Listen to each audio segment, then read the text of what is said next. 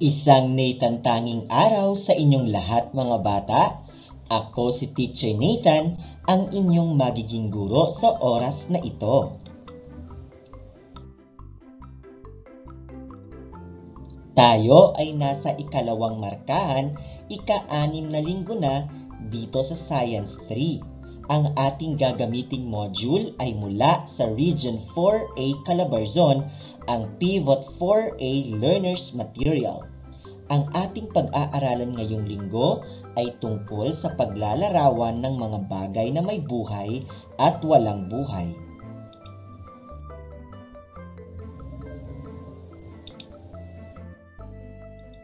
Ang ating layunin, pagkatapos ng araling ito, ikaw ay inaasahang makilala ang mga bagay na may buhay o living things at hindi nabubuhay na bagay o non-living things.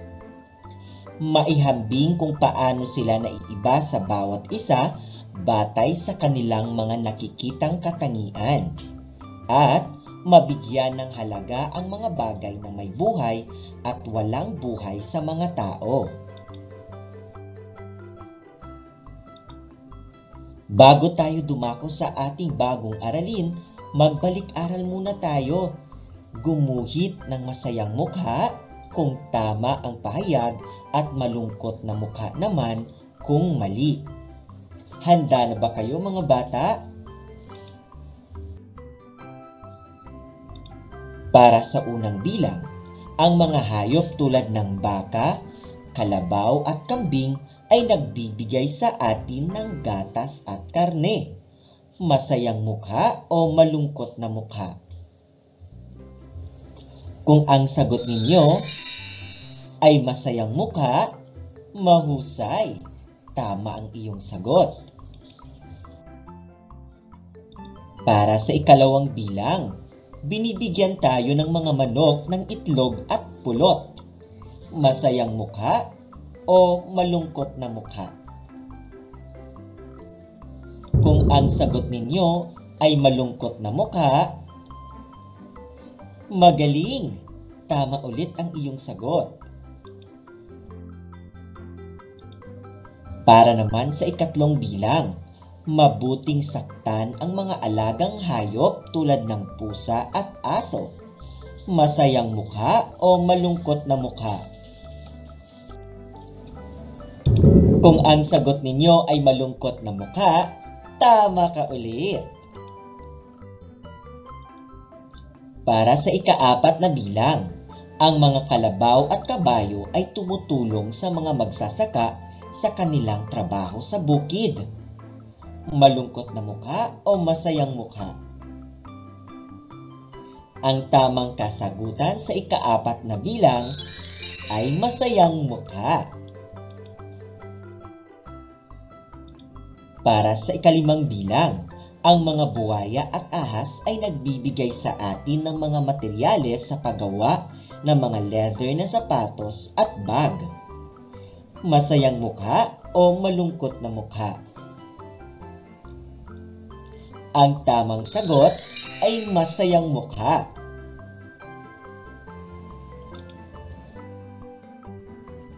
Alam kong naunawaan na ninyo ang ating nakaraang aralin tungkol sa kahalagahan ng hayop sa buhay ng tao. Ngayon naman, tukuyin mo. Tukuyin mo ang mga bagay na nangangailangan ng pagkain para mabuhay at mga bagay na hindi nangangailangan ng pagkain para mabuhay.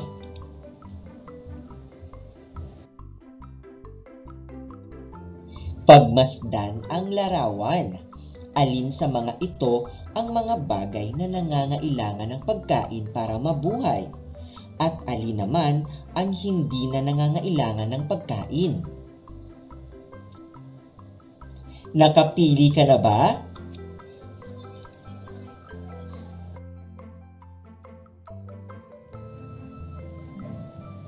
Ilagay sa tamang kahon ang mga bagay na nangangailangan ng pagkain para mabuhay at ang mga bagay na hindi na nangangailangan ng pagkain.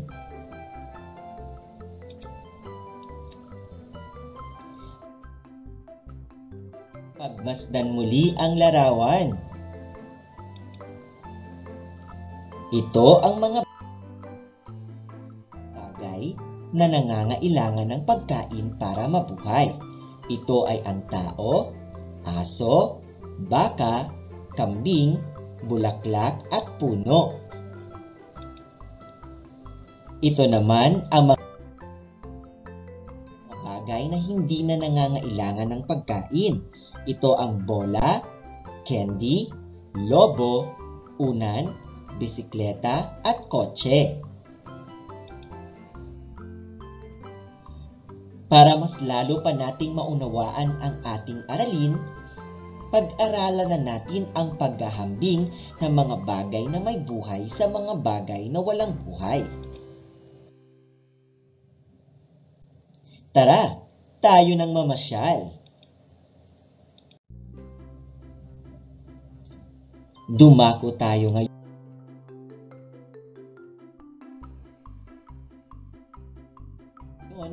sa hardin. Maraming mga bulaklak na makukulay, may damo, paro-paro, at mayroon din tayong makikitang lupa at bato.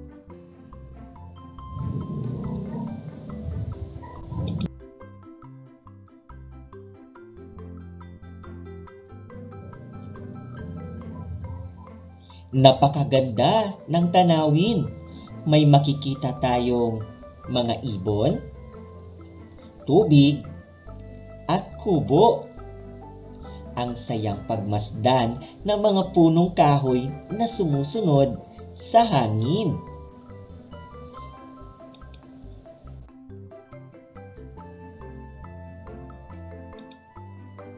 Kaya naman, ang damo, bulaklak, puno, parot, maya at paru-paro ay mga bagay na may buhay o living things. Ang mga bagay na may buhay o living things ay ang halaman, tao at hayop. Ang mga bagay na walang buhay o non-living things naman ay bato, lupa at kubo.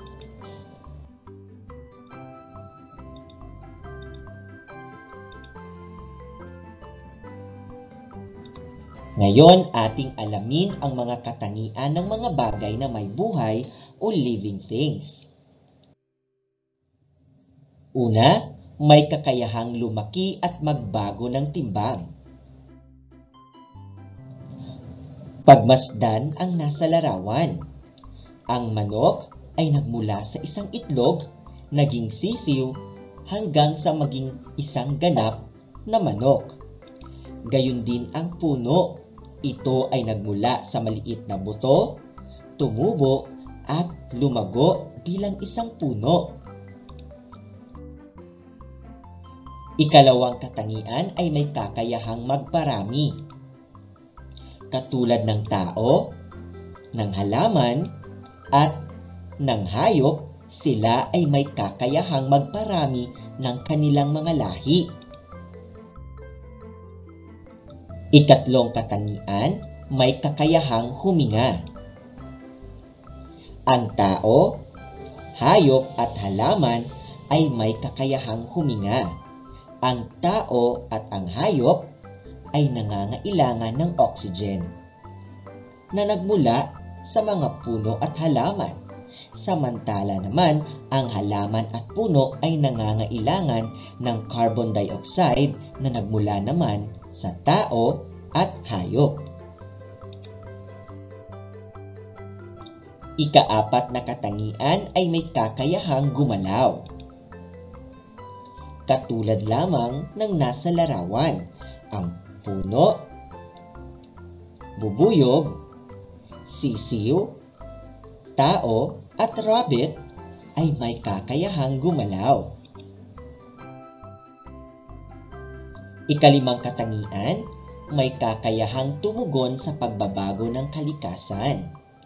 Katulad lamang ng mga hayop, Sila ay may kakayahang tumugon sa pagbabago ng kalikasan, halimbawa na lamang tuwing malakas na ulan at bagyo. May kakayahan silang isalba ang kanilang sarili para maiwasan ang kapahamakan.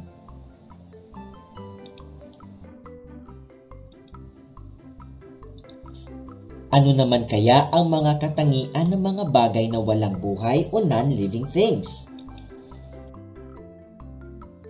Una, walang kakayahang lumaki at magbago ng timbang. Ikalawa, walang kakayahang magparami.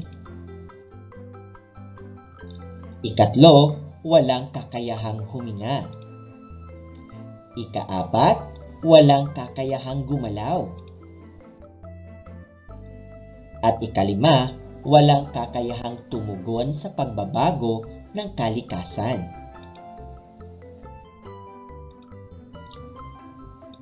Halimbawa, ang mesa, cellular phone, tsinelas, pala at buhangin, at lupa ay mga halimbawa ng mga bagay na walang buhay dahil wala silang kakayahang magparami, gumalaw, at tumugon sa kung anuman ang hamon ng kalikasan. Ang lahat ng katangian ng mga bagay na may buhay o organismo sa paligid ay hindi taglay ng mga bagay na walang buhay. Subalit dito nakasalalay ang pananatili ng buhay ng mga organismo. Katulad lamang ng tubig. Malaking tulong ito sa buhay ng mga bagay na may buhay katulad ng tao, hayop at halaman. Ang ilan naman sa mga bato at lupa ay naging bahay ng ibang uri ng hayop.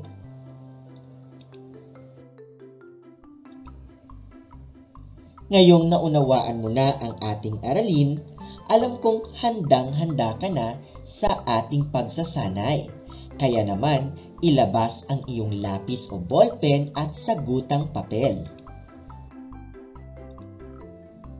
Panuto, isulat ang tama kung tama ang pahayag at mali naman kung hindi.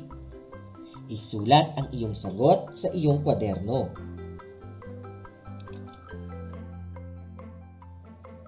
Para sa unang bilang, ang tao ay halimbawa ng bagay na may buhay. Tama o mali? Kung ang sagot ninyo ay tama, magaling! Tama ang iyong sagot. Para naman sa ikalawang bilang, may kakayahang huminga ang mga bagay na walang buhay. Tama o mali?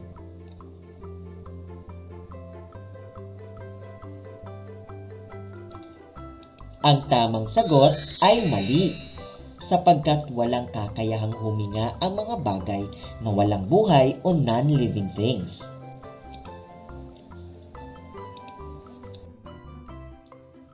Para sa ikatlong bilang, ang mga bagay na may buhay ay may kakayahang gumalaw. Tama o mali? Ang tamang sagot ay tama. Mahusay!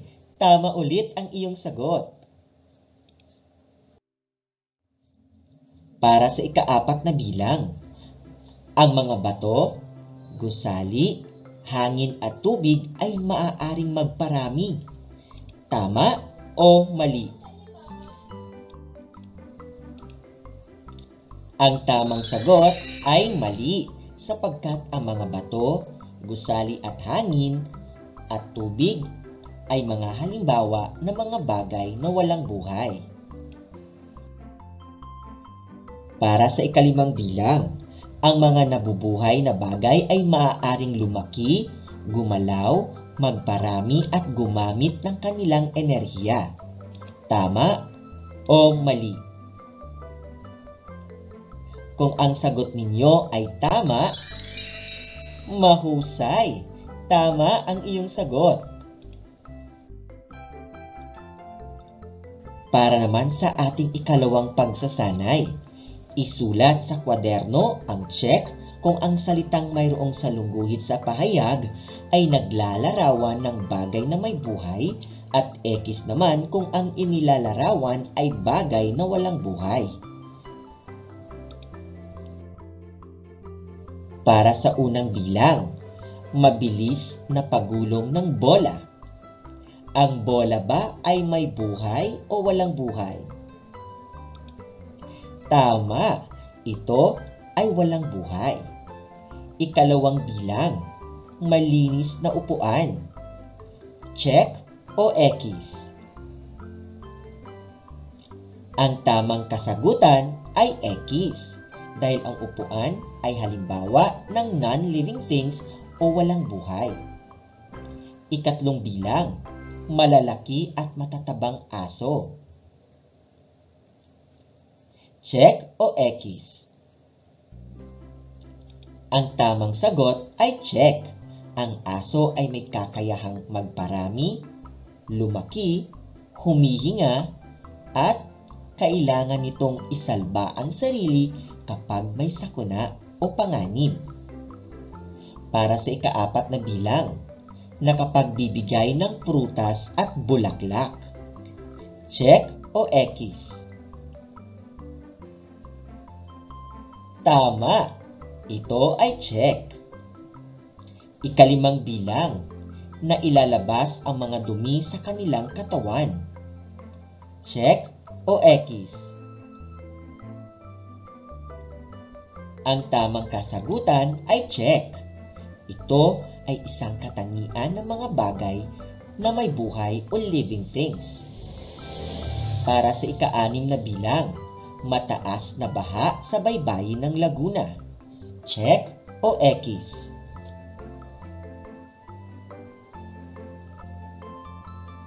Ang tamang sagot ay X.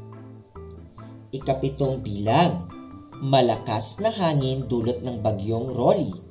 Check o X? Ang tamang sagot ay X. Ika-8 bilang, mainit na tinapay. Check o X? Ang tamang sagot ay X dahil ang tinapay ay halimbawa ng bagay na walang buhay o non-living things. Ika-9 na bilang, puno ng mangga. Ito ba ay may buhay o walang buhay? Ang tamang sagot ay check, sapagkat ang puno ng mangga ay halimbawa ng mga bagay na may buhay. Ika-10 bilang, mga itik at bibe. Ito ba ay check o X?